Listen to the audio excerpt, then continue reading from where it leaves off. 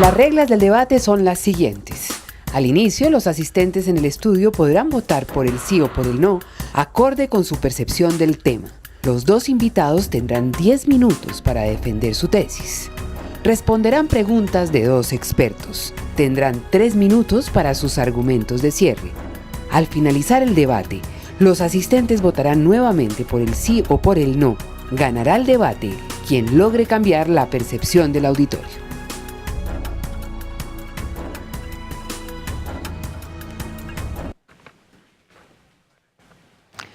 Muy buenas tardes, bienvenidos a Sí o No, el poder de los argumentos. Este es un espacio organizado entre la Pontificia Universidad Javeriana y el portal noticioso La Silla Vacía. La pregunta que tenemos para el día de hoy es la siguiente.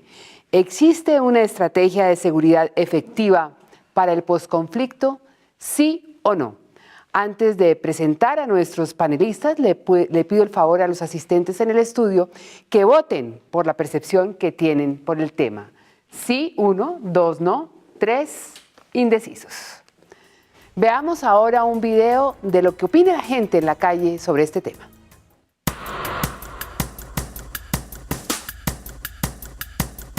Sí, pues de acuerdo a lo que se ha escuchado en la televisión y en los medios de comunicación, dicen que después del conflicto va a haber una seguridad permanente, a no ser que el gobierno se haya equivocado o siga con la misma táctica de todos los años, mentir, mentir y mentir.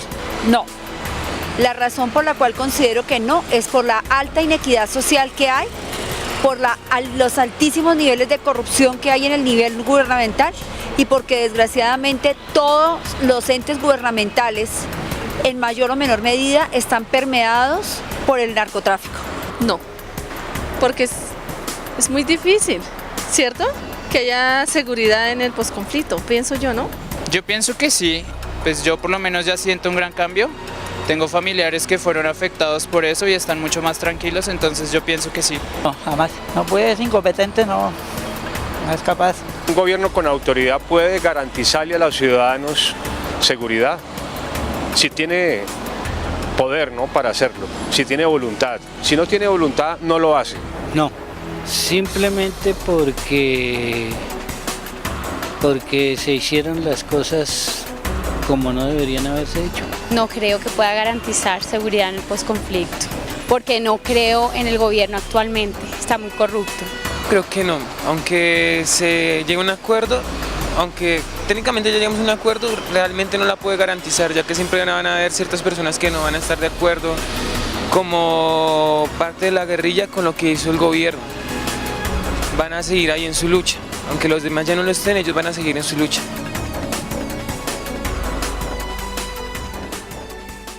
Bueno, ahora vamos a ver el resultado de la votación aquí en el estudio. ¿Cómo arranca este debate? Arrancamos con un 43% del sí, un 21% del no y un 36% de indecisos. Es un placer saludar a nuestros panelistas. Defendiendo el sí nos acompaña el doctor Luis Carlos Villegas, ministro de Defensa, abogado javeriano. Por el no, el doctor Carlos Negret, defensor del pueblo, abogado javeriano. Y nuestros periodistas invitados, Juanita León, directora de La Silla Vacía, de los Andes, y José Vicente Arismendi, director de la emisora javeriana de La Sabana. Claro que tiene un posgrado de la javeriana. Hemos hecho un sorteo fuera de cámaras y le corresponde el turno al doctor Carlos Negret, por el no. Tiene 10 minutos, doctor Negret. Muy buenas tardes, muy complacido volver a estar aquí en mi universidad. Muchas gracias a Juanita León por habernos invitado a este debate. José Vicente, muchas gracias también de estar aquí, y a Rito Quieta también. Y a todas las personas que nos acompañan en el estudio, así como los que están viéndonos por televisión. Yo no quisiera hablar del sí o el no, porque creo que esta polarización del país nos lleva a lo que hemos tenido una guerra de 53 años.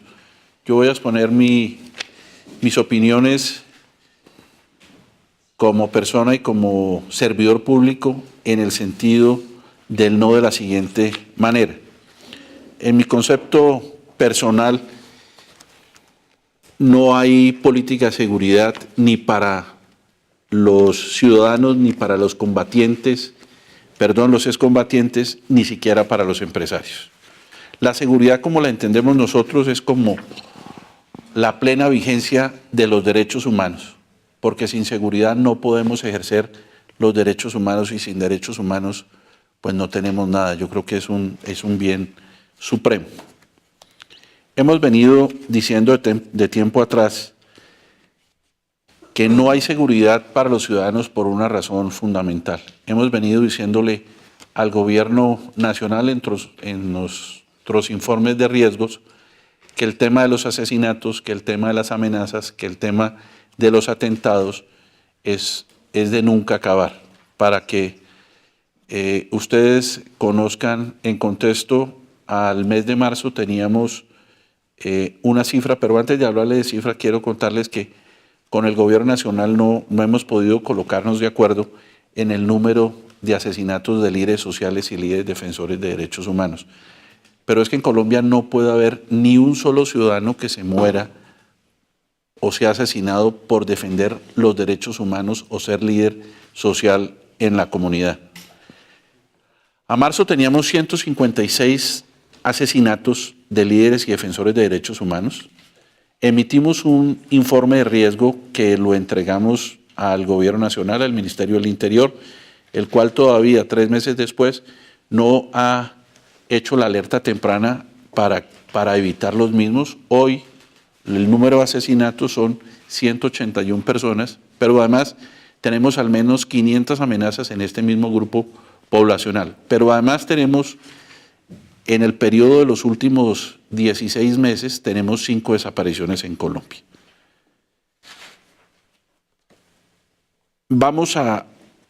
¿Para qué sirven los informes de riesgo y para qué nosotros se los pasamos al Ministerio de Defensa, al Ministerio del Interior, a la ONP, a la policía? Es para que tomen las medidas preventivas para que no exista una persona más asesinada. En relación con la ciudadanía, claro que no hay seguridad. Le advertimos al Gobierno Nacional en el Chocó y en Buenaventura. Hicimos un par de reuniones de alto nivel, una en Cali y una en el Hotel Tequendama. Sea el momento oportuno que el único ministerio que atendió nuestro requerimiento completo fue el ministro de Defensa con su viceministro Aníbal Fernández Soto y toda la cúpula militar, desde el general Juan Pablo Rodríguez, y todas las fuerzas estuvieron presentes en ambas reuniones. De resto, lógicamente, no asistieron y por eso tuvimos el problema que hoy, gracias a Dios, se solucionó en Buenaventura y hace unos días en Quibdó, porque a veces las advertencias que hace la Defensoría del Pueblo no son tomadas en serio por el Gobierno Nacional. ¿Por qué no hay seguridad para los ciudadanos? No hay seguridad en los ciudadanos. Yo les quiero colocar solamente unos casos como son de moda, todo lo que tiene que ver con el andén del Pacífico. Me estoy refiriendo a Tumaco, me estoy refiriendo a Buenaventura y me estoy refiriendo al Chocó en general. A raíz del acuerdo de La Habana, el acuerdo de Cartagena o el acuerdo de El Colón, hemos tenido el inconveniente que los espacios que dejaron los frentes en estas regiones los ha ocupado el ELN o los ha ocupado un grupo que se denomina Autodefensas Gaitanistas de Colombia o el Clan del Golfo, o yo a los que no tengo nombre les digo grupos armados ilegales creando desazón en las comunidades. También le hemos dicho al Gobierno Nacional que en esos departamentos, en esas zonas, tiene que haber la presencia militar, tiene que existir la presencia militar, pero las gentes en el Chocó, en Buenaventura, en Tumaco y en general el país, sienta la presencia militar, pero falta la otra presencia. ¿Cuál es la otra presencia? La presencia institucional. Nosotros no hicimos la paz en Colombia, nosotros no se hizo un acuerdo de paz con las FARC y ojalá lo logremos con el ELN para que no haya oferta institucional. Las gentes en las veredas, las gentes en los caños, las gentes en los corregimientos, lo que quiere del gobierno, lo que quiere del Estado, lo que quiere la sociedad, es que nos volquemos hacia las sociedades más vulnerables. y esas sociedades vulnerables son las que han sufrido la guerra. Yo hablo mucho de la vía pavimentada, que es la que gran mayoría de nosotros pudo tener al nacer y al vivir. Pero cuando uno se recorre los ríos, se recorre las veredas, se recorre los corregimientos, ve en el siglo XXI todavía gente sin agua, sin luz y sin teléfono. Perdón, teléfono tiene, el celular funciona en algunas zonas, pero realmente necesitamos una presencia institucional vía SENA, vía ICBF, vía INVIAS. Tenemos que institucionalmente llegarle a las regiones. Quiero reiterar que la presencia militar en los campos existe. No existe la presencia institucional, no existe el funcionario del orden local atendiendo a las comunidades en el país. ¿Por qué no hay seguridad? Porque no hemos podido controlar la guerra que existe por las rutas del narcotráfico en el Chocó, en todo este andén pacífico, entre el Clan del Golfo y el ELN. En Buenaventura, por ejemplo, en una reunión que tuve hace unos meses con el monseñor Espalza, él me decía que los homicidios en Buenaventura habían bajado a un límite que nunca se habían visto. Como nosotros somos la única organización del Estado que tiene gente en terreno, más de 200 personas, tenemos lo que se llaman los defensores comunitarios y nuestros analistas de alertas tempranas, y ocurre que en Buenaventura lógicamente se bajaron los homicidios, pero se bajaron los homicidios porque hay un acuerdo en la ciudad de Buenaventura entre el ELN y la llamada empresa.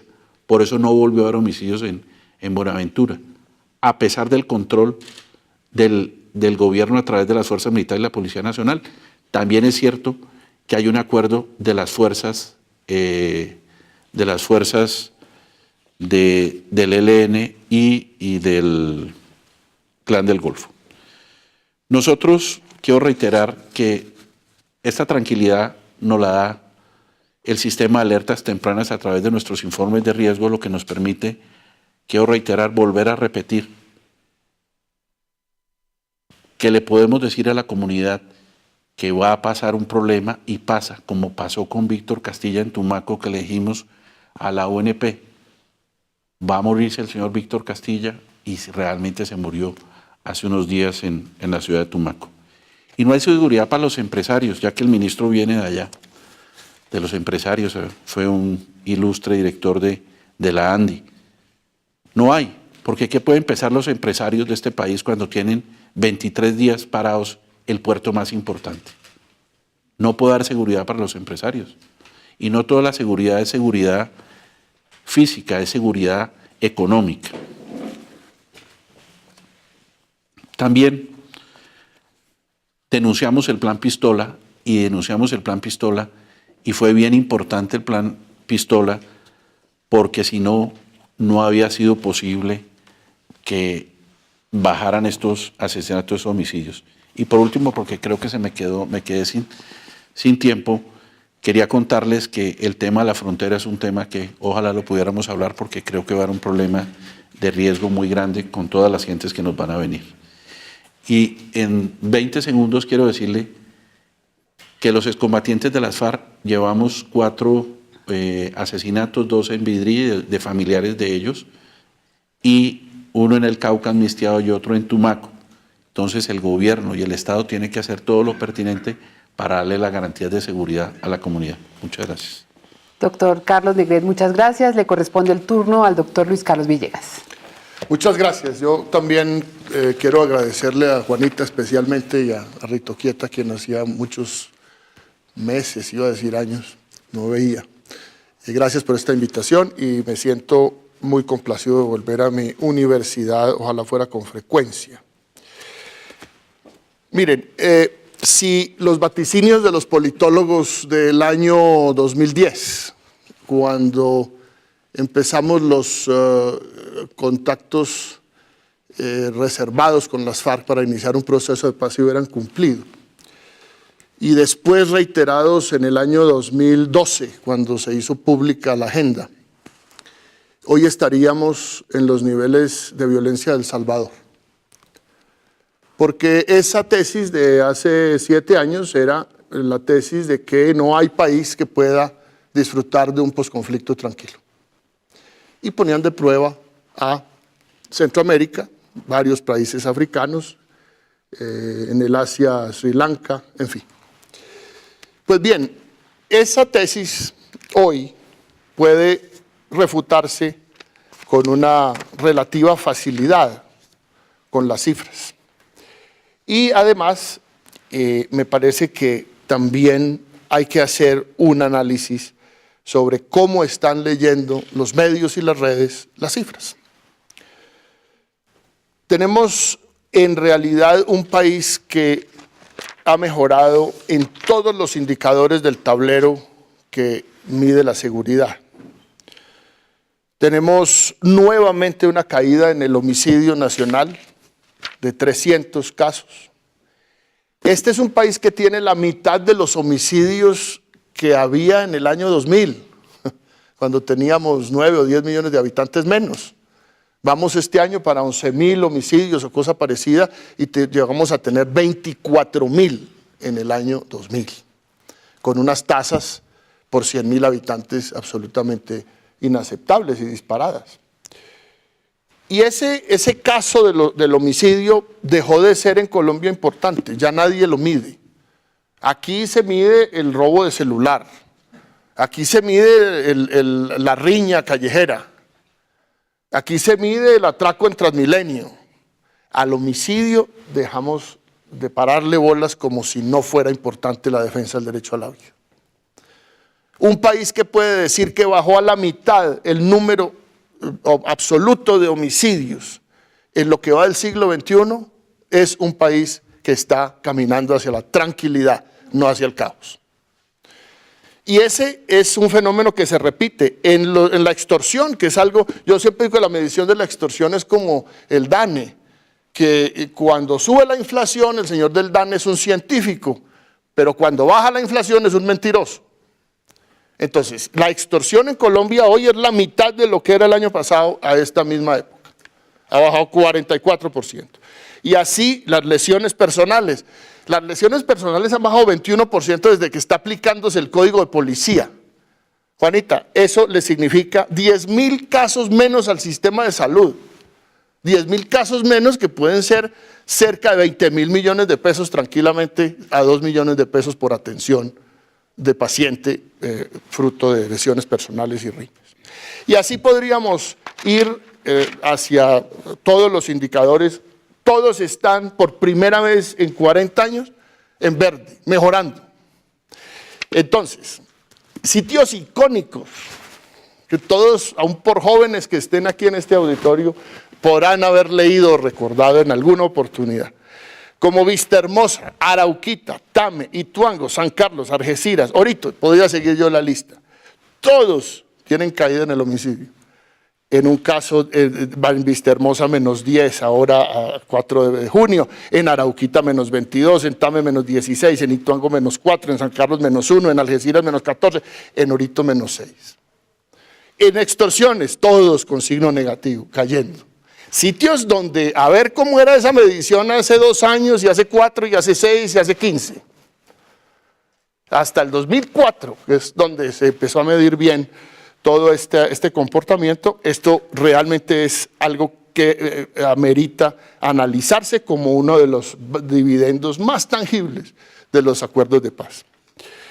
Inclusive en sitios donde no había un conflicto armado con las FARC expreso, como Yumbo o Maicao, las caídas son en el Valle del Cauca de 121 homicidios menos y en La Guajira 73 homicidios menos. Eso prueba que el país que los medios toman de los casos que el señor defensor ha denunciado y ha advertido, que son casos, los toman como el comportamiento del país. Y por supuesto que hay zonas con dificultades.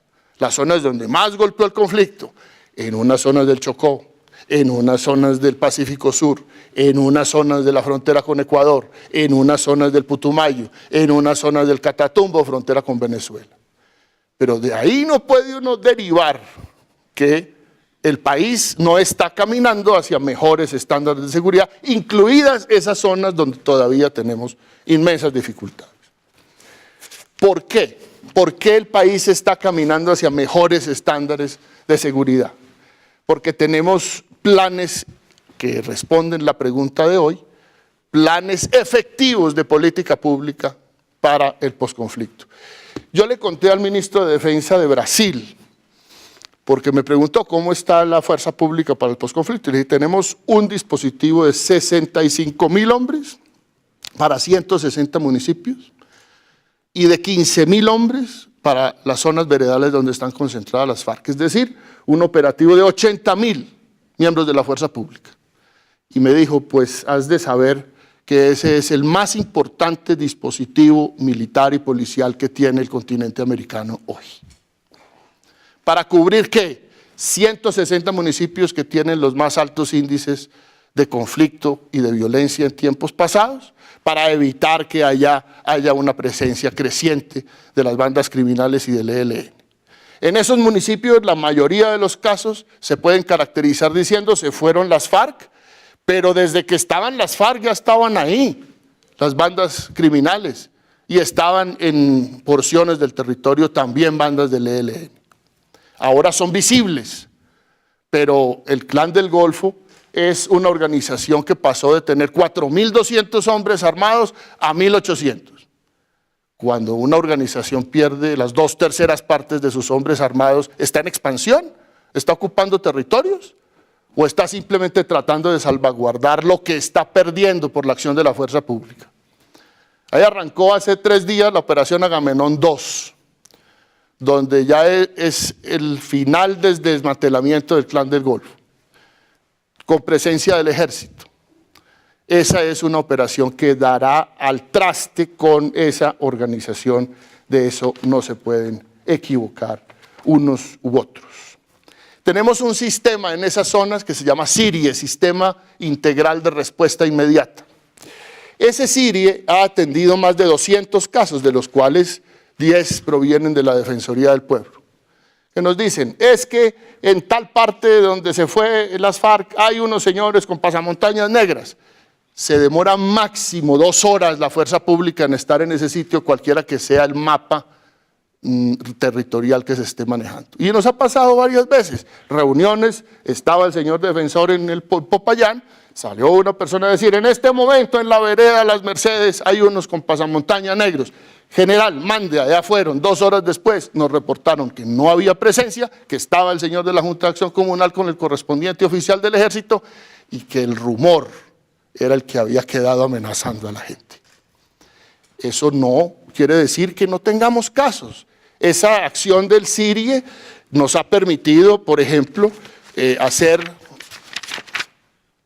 consejos de seguridad, 61, verificaciones en el terreno, 14, 26 investigaciones a cargo de la Fiscalía y informaciones desvirtuadas, 45 de las 202.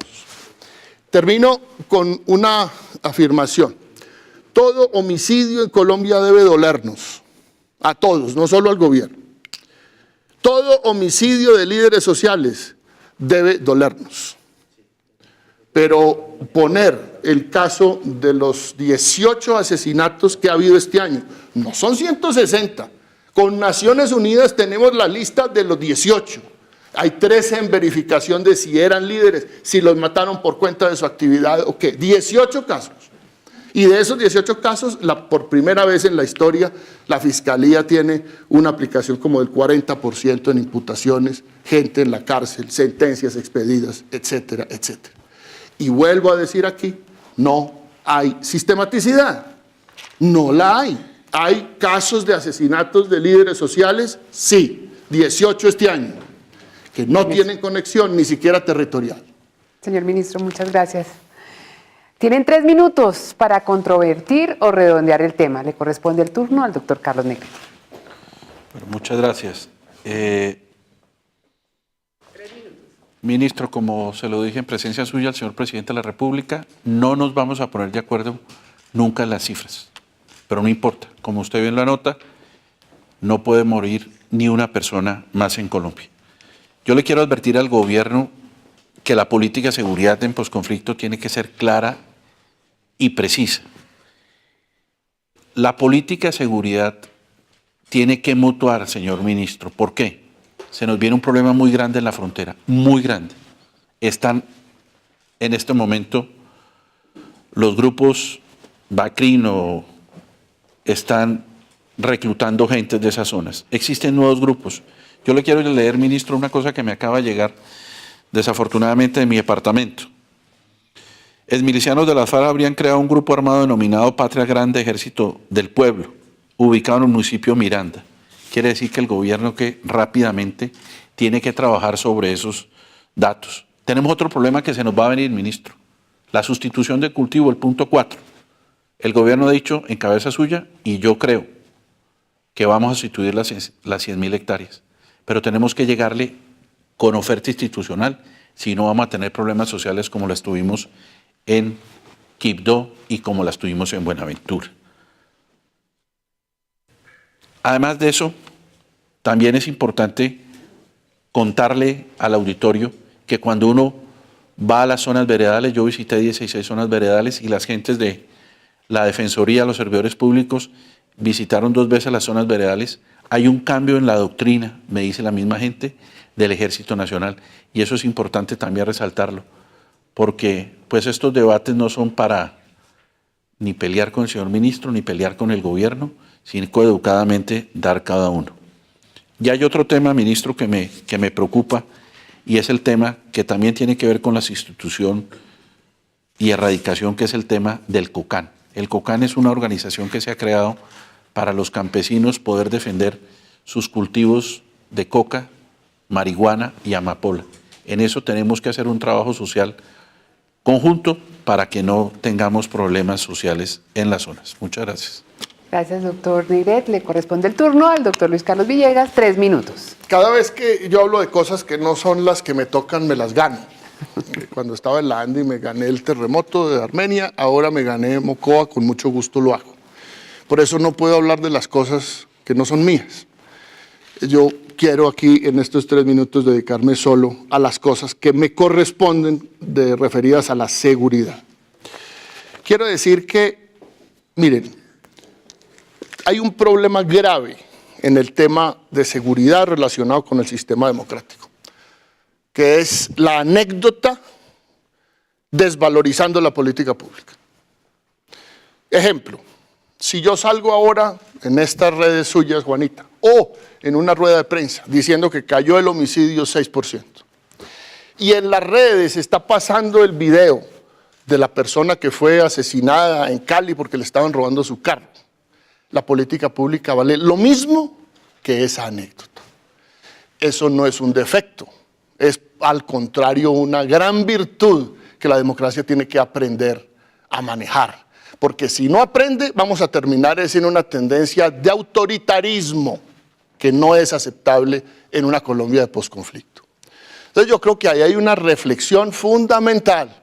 ¿Ese posconflicto se va a manejar a punta de anécdotas? ¿O ese posconflicto, como lo dice este foro, somos capaces de hacerle una argumentación de calidad en las políticas públicas que se están aplicando? Yo por eso no me quiero referir a la frontera, no me quiero referir a lo social, no me quiero referir a nada de lo que no es mío. Yo lo único que sé es que el diseño de este plan está funcionando, porque tenemos ya 1 año casi desde el primer acuerdo con las FARC, y según lo que nos vaticinaban los expertos, deberíamos hoy estar en caos. Y hoy lo que estamos es transitando hacia mayor tranquilidad, inclusive en unas zonas de inmensas dificultades. Eso quiere decir que tenemos una fuerza pública poderosa, y con eso cierro, y encimo mis 30 segundos. La decisión que tomó el presidente Santos de mantener unas fuerzas poderosas durante y después de la negociación, hoy se prueba como la más benéfica.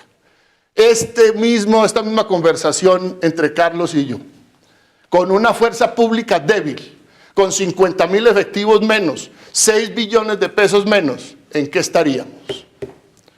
Luego, de aquí para adelante, lo que hay que tener es una fuerza pública poderosa y que se vaya transformando de acuerdo con la Colombia en paz que estamos construyendo. Vamos a la ronda de preguntas con Juanita León y José Vicente Arizmendi. Bueno, muchísimas gracias a los dos. Realmente cuando uno oye los dos argumentos, como que coge la película completa y me parece que ese es el objetivo de este debate. Ministro, yo tengo una pregunta sobre cuál es la política para evitar que esos grupos que ya estaban en el territorio, como el EPL en el Catatumbo, como el ELN en el Pacífico y también en el Catatumbo, no entren a ocupar más espacios de los que ya tenían en esas regiones, porque lo que nosotros hemos visto haciendo reportería es que si bien es cierto que la extorsión ha bajado, que la gente vive con un poco más de temor, tampoco han podido disfrutar del todo la concentración de los de las FARC porque sienten que ahora están sustituyendo el uno con el otro. ¿Cuál es la política para evitar que eso suceda? Mire, con el ELN se está también confundiendo la notoriedad de los actos que realizan con su verdadera capacidad frente a lo que ha sido la labor de la fuerza pública. Este año, en lo que va hasta ayer, se han desmovilizado del ELN 140. Eso es más que el año pasado, un 20%. Segundo, se han capturado 293 y 24 muertos en operaciones militares, 24 del Ejército de Liberación Nacional. De esa lista han sido un cabecilla de frente de guerra, Antonio, 5 de frentes regionales, 3 de cabecillas de compañía y cabecillas de escuadra, 4. Es decir, ha habido 14 de los más importantes jefes que están en territorio colombiano del Ejército de Liberación Nacional. ¿Qué quiero decir con esto? No es tampoco cierto que el Ejército de Liberación Nacional tenga capacidad para expandirse. Está bregando por mantener su territorialidad en los sitios donde ha estado desde hace 40 años, en el Catatumbo, en Arauca, en partes del Chocó, en partes del sur, en Nariño, pero es queriendo mantener lo que tienen. Hemos descubierto que el Ejército de Liberación Nacional, de los sitios de donde la fuerza pública los logra sacar, que han sido muchos, dejan el rumor de que ya llegó el Clan del Golfo y ese rumor es un fantasma que hay que deshacer con más presencia de la fuerza pública y más presencia del Estado, como dice el señor defensor. Pero el Ejército de Liberación Nacional no está creciendo ni está prosperando, por el contrario, tiene todas las posibilidades de que si no llega a la conclusión de que la lucha armada ya no cabe en la discusión política en Colombia, termine siendo una guerrilla intrascendente. Ministro, pero será un problema de pronto de enfoque en la política, de pensar que son las bajas o las capturas o las desmovilizaciones el indicador y no tanto como la percepción de seguridad que siente la gente en el territorio, porque ¿cómo se hace para que esa gente no sienta miedo? Bueno, porque es un hecho que sienten miedo. Ayúdeme usted a interpretar esta. Mire, las encuestas dicen que nuestro tema de seguridad ya dejó de ser el tema principal que debe resolver el Estado. Se pasó al número 4. Está en 16% de los encuestados en Gallup. Eso nunca lo había acusado ni siquiera el gobierno Uribe. Lo máximo que bajó fue 19, está en 16. Si usted mira en la lista de cosas que deberá solucionar el próximo presidente, aparece delincuencia común en el 6º lugar. Pero si usted dice, ¿usted se siente seguro? La respuesta es no, 65, 64%. Entonces ahí hay un gap que yo creo que es normal entre lo que realmente está sucediendo y lo que la gente teme que pueda volver a suceder o cree que todavía está sucediendo y no lo está. Cuando va uno a mirar las mediciones de confianza en las regiones, ya han mejorado sustancialmente. En sitios como Cúcuta, tan difíciles. La confianza en la fuerza pública, la victimización ha bajado, la percepción de seguridad mejora. Yo creo que hay que perseverar en esta política para que la gente entienda que las mejorías que las siente, no son transitorias. No estamos volviendo a tiempos donde haya crecimiento de la violencia, por el contrario. Señor defensor, usted pone sobre la mesa una serie de casos y de situaciones que apuntan de pronto a mostrar cómo no hay seguridad o no habría seguridad en algunas zonas del país. Pero la pregunta es, ¿hay estrategia de seguridad para el posconflicto? Yo le puedo decir, primero, que esas cifras, como bien lo expresé, no nos vamos a poner nunca de acuerdo, porque la órbita mía es una órbita humanitaria. Pero mientras siga existiendo homicidios en Colombia, de los líderes sociales, de los defensores de derechos humanos, la percepción no va a cambiar. Lo he dicho y lo quiero reiterar, la doctrina de las fuerzas militares y del ejército ha cambiado. Si uno va a la zona, la gente se lo dice a uno. Segundo, si no fuera por la fuerza pública, no serían 181, sino que serían de pronto más. Pero tenemos que atacar ese foco de los asesinatos y los homicidios de los líderes sociales con una política pública más fuerte. El ministro muy claramente dice, mi tema es seguridad. Desde la órbita defensor del pueblo yo le tengo que advertir al gobierno en contexto. Mire lo que yo estoy viendo con el tema de la frontera. El tema de la frontera es un tema que se nos va a venir supremamente grave y hoy les puedo decir que no estamos preparados para recibir 1 o 2 o 3. De modo que yo, José Vicente, me ratifico que no veo la seguridad para que nos genere tranquilidad en la órbita de los derechos humanos y en la órbita de los defensores de derechos humanos. Para no meterme, como diría el ministro, no me quiero meter en la seguridad ciudadana, porque a mí solamente me toca, y realmente los índices que dice el ministro son verdad, han bajado, pero en el lado nuestro también han bajado, pero sigue siendo una cifra escandalosa. Es escandaloso cuando yo tengo al menos 500 personas amenazadas que hacen la labor de defender los derechos humanos o ser líderes comunales. Ministro, yo creo que desde la Segunda Guerra Mundial está más o menos Occidente frente a esta realidad de que a veces una guerra no se gana solamente con las cifras de las armas, de las bajas, sino la percepción, lo que llamaban en esa época, me parece un nombre horrible, que era la guerra psicológica. ¿No será que aquí estamos frente, pongámoslo más positivo, frente a un desafío de comunicación, de convencer a la población con base en hechos y datos de que hay más razones para ser optimistas que pesimistas? Así lo creo, así lo creo. Recuerden ustedes, yo hace como año y medio propuse ese debate sobre las redes, a raíz de un trino que salió en La Guajira, de una persona identificada, invitando a asesinar a fulano de tal que sale de la estación de policía a tal hora desarmado. Entonces fuimos a investigar eso y el señor salió porque eso no es delito. O así por lo menos lo interpreta la justicia colombiana, por desconocimiento absoluto de que eso puede suceder. A mí sí me parece que hay un tema de autorregulación inmensamente grande. Porque poner a las democracias que tienen procedimientos, por eso son democracias, porque no es a la brava, porque no es a dedo, porque no es señalando qué orden se da y que se tiene que cumplir sin ningún proceso. Ahí está Santander, en la mitad. Por eso las democracias se demoran, en cambio el ataque está viniendo en tiempo real.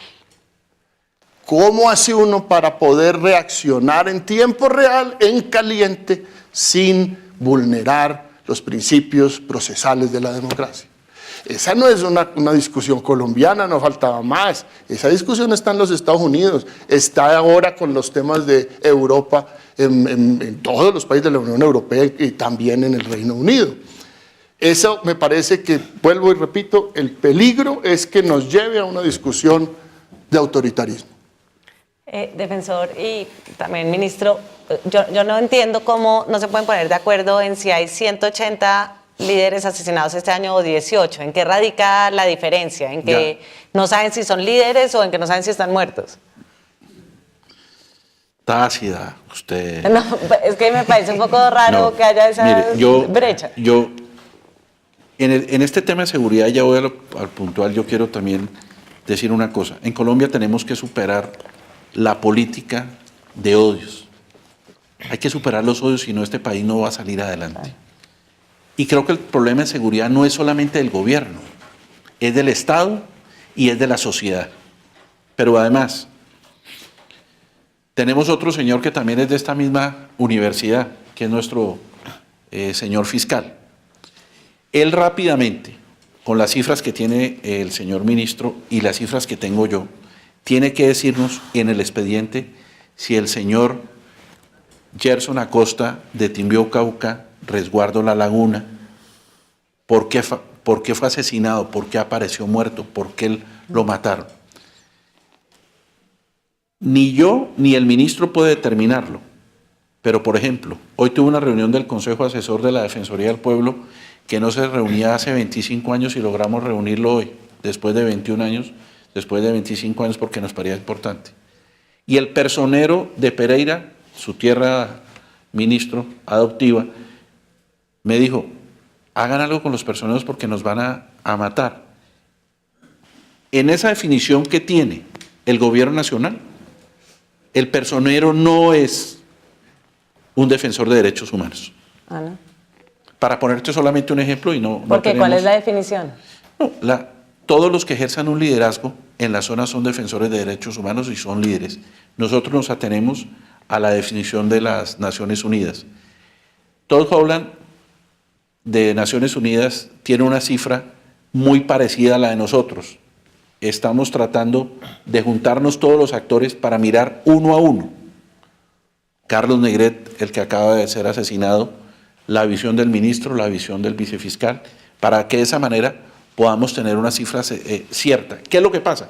Que es que no puede haber un solo homicidio en un tema de posconflicto. En ese argumento es donde termina la conversación, porque si no puede haber ningún homicidio, va a ser difícil. Bueno, entonces, seamos conscientes de que hay 11.000 homicidios en Colombia por año.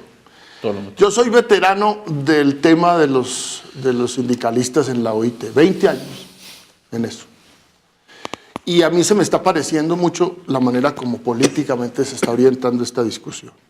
No, con Todd Howland no hay diferencia, son 18 y él está investigando otros 13. Estamos de acuerdo en que hay 18. En cuanto a que ejercían una responsabilidad de representación de su comunidad y que la razón probable tiene que ver con ese ejercicio, pero que las motivaciones de ese asesinato tienen que ver con una sistematicidad, eso no está probado. ¿Tiene que ver con qué?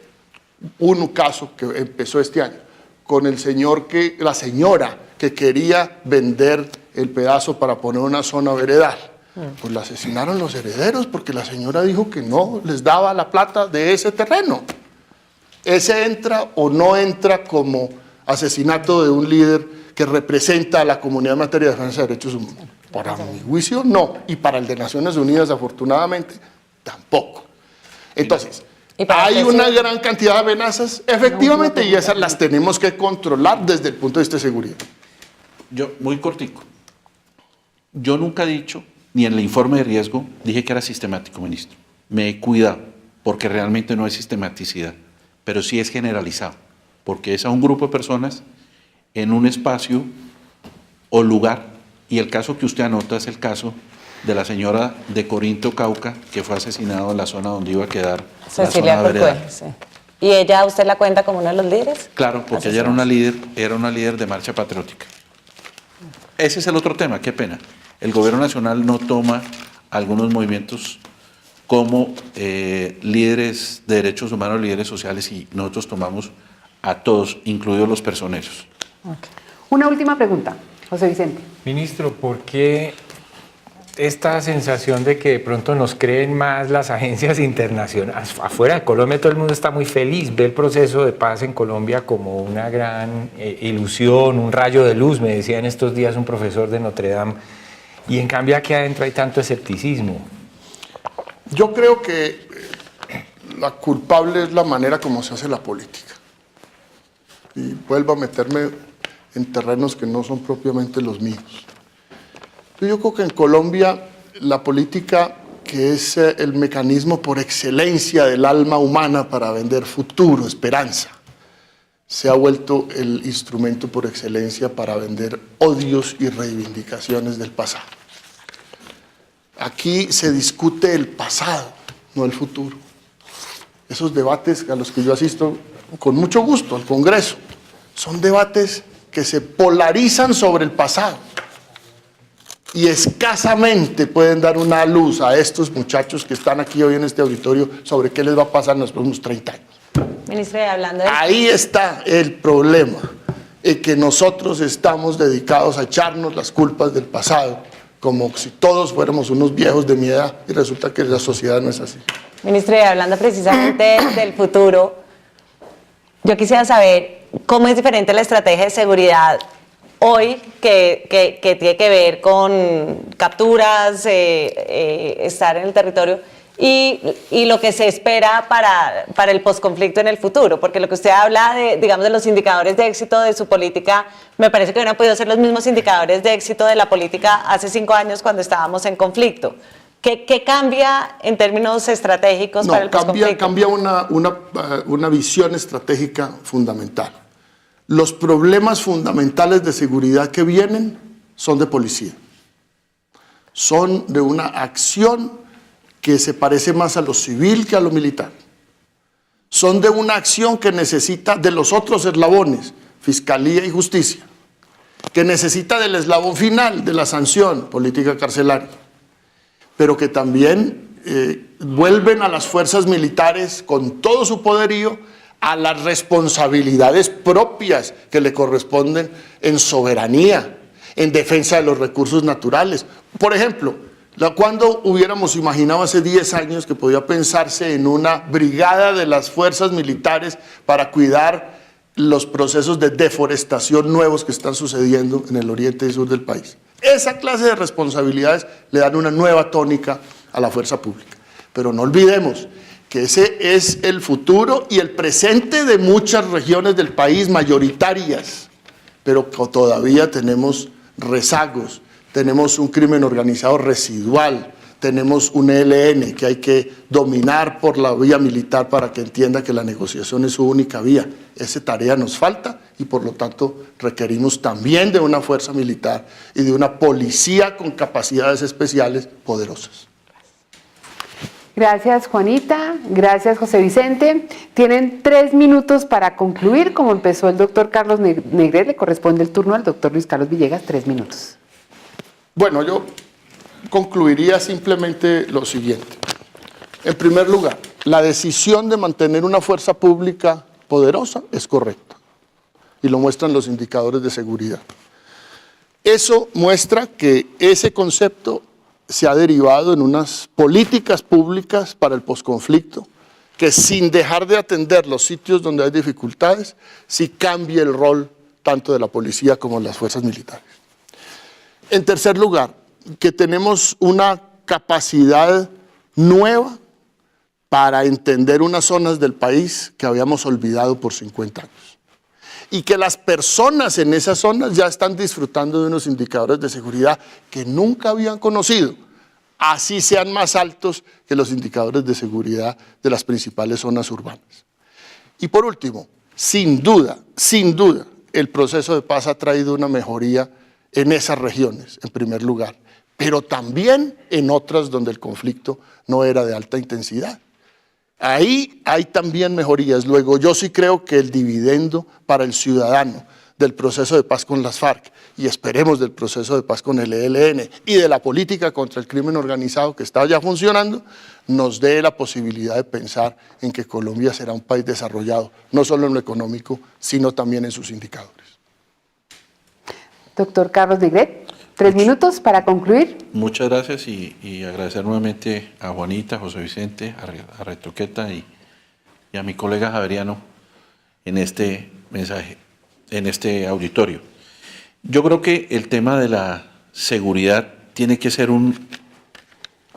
tenemos que ampliar el concepto de seguridad fuera del tema de la criminalidad. Tenemos que ampliarlo al tema del hambre, a la pobreza. Por eso nosotros desde la visión de la Defensoría del Pueblo le decimos a la sociedad colombiana, le decimos a las universidades, le decimos al gobierno, le decimos al Estado, esto está mutuando. Claro, yo voy a cumplir 55 años y desde que estoy en mi departamento en el Cauca no he visto sino guerra y de todos los sentidos. Pero allá tenemos que estar, como en todo Colombia, preparado a lo que va a mutuar. ¿Qué va a mutuar? Todos los problemas sociales. El problema de Buenaventura, señor ministro, fue advertido, ocurrió lo que ocurrió y van a seguir, nosotros le vamos a seguir contando y trabajando con el gobierno a construir política pública, pero hay un cambio. El problema de la frontera, yo quiero reiterarlo, el problema de la frontera que no es suyo, pero se le va a volver suyo. Necesitamos ver cómo atacamos el problema de la frontera. Los nuevos grupos tenemos que seguirlas atacando militarmente, pero también tenemos que atacar en esas zonas con una presencia institucional. Y por último, se nos va a venir un problema muy grande con el punto 4 del acuerdo. ¿Por qué? Porque en las regiones la gente sigue cultivando coca, amapola y marihuana no porque quiera, sino porque tiene que educar a sus hijos y tiene que alimentarse. Entonces, en ese orden de ideas, ese punto 4 del acuerdo, que es el de la sustitución voluntaria o moderada, y si no se ocurre hay que erradicarlo, eso nos ha generado unos problemas sociales muy grandes, como el que tenemos en Tumaco. Entonces, hacemos las advertencias, le contamos al país y al gobierno nacional y a la sociedad que esto está mutuando y que ya no tendremos problemas con las FARC. Aspiramos que el ELN pase a decir que es una época de exploración y que está sentado en una mesa fija para poder tener un país mejor. Y muchas gracias y muy complacido nuevamente estar aquí. Muchísimas gracias a los dos. Yo voy a cumplir 60 el viernes. Me invitan a la fiesta. Y me siento muy feliz de que un año de esos 60 sea sin conflicto con las FARC, claro, con probabilidades de paz. Pues de antemano, feliz cumpleaños, ministro. Me parece muy bien, espero el regalo. Le pedimos a los asistentes en el estudio que vuelvan a votar. Quisiera me repitieran la votación inicial, por favor, para emitirla aquí en la gráfica. Arrancamos con un sí el 43%, no el 21% y un 36% de indecisos. Quiero agradecerles a dos ilustres javerianos el haber venido aquí al Centro Ático.